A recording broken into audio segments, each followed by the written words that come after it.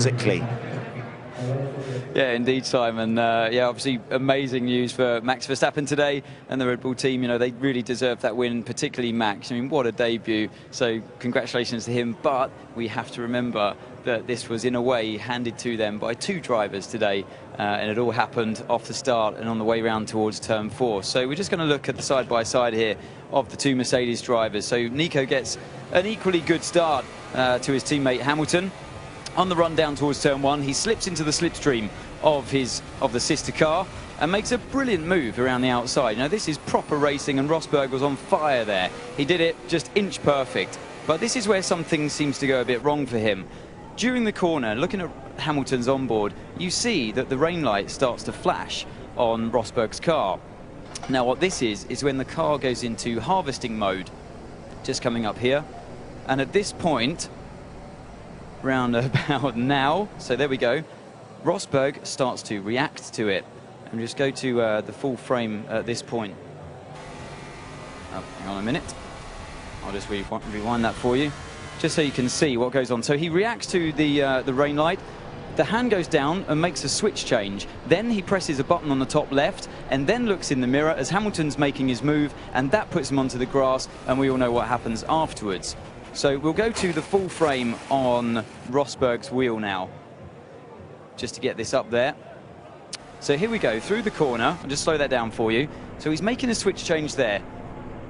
And then he presses that top left button. That is the overtake button. He's reacting to something through that corner, and Lewis wasn't. He then looks in the mirror, tries to squeeze the gap as much as he can, but it's too late.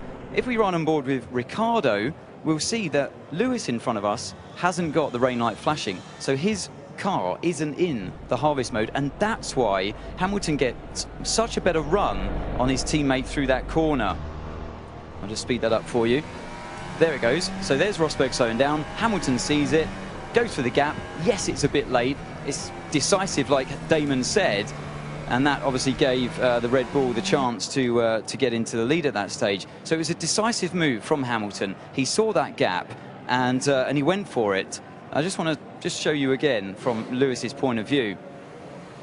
So here we go. We're just watching Lewis now. He's nice and calm on the wheel. Nothing's going on. He's trying to defend on the inside. You know, normal defending move. Yes, he gets beaten into turn 1. Now around this corner, he gets on the power. He sees that he's making a nice wide approach through the corner, and then he sees his opportunity. As soon as he sees that light flashing, he knows what's going on and goes for that move there. As soon as he's there, there's no way he's going to back out of it. So the car comes over late, but he did make that move. You have to be decisive on one of these cars, and he makes that decision. I'm going to the inside. The gap is there on that part, so he goes for it. But look at the angle that Rosberg's coming over. As soon as we're here, there's no backing out of it. It's risky, but that's racing. You know, you have to put your car in those situations sometimes, and you have to trust the people that you're racing. It was very aggressive from Rosberg, I must say, and the stewards will be looking at that.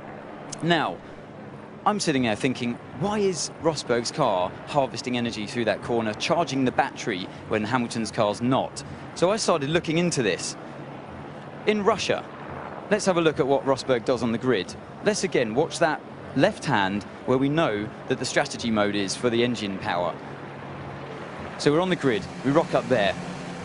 The hand goes down to the, he activates the race start mode. His hand now goes down to there, activates the switch on the strategy mode to get it into the right mode. Remember, drivers aren't told these days which switch to change for the start. It's all got to be done by memory. So he's put that switch into that mode there.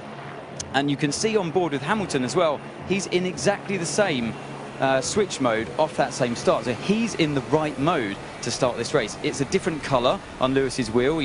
It's driver preference. So when he turns right, we'll have a look to see which angle the switch is. So there we go. See the switch there on the left-hand side.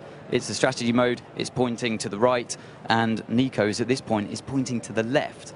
And in Sochi, it was pointing to the right at the start. So it proves to me that Nico wasn't in the right mode, or at least a different mode to his teammate around that part. So I don't know if you can just see on that left side again, different color I know, the switch is pointing left, different how it was in Sochi, and Lewis's one is pointing right, the same as what Rosberg's was in Sochi. And as they go through that corner, Rosberg then switches the switch. After it starts to harvest, he realises he's losing power, and his hand goes down to that switch. There we go. And after he's fiddled around with it, you'll see it pops up on the right-hand side, the same angle as Lewis's, and he goes for the overtake button. So I think he was so maxed out in mental capacity, he couldn't rely on his natural racing senses and have enough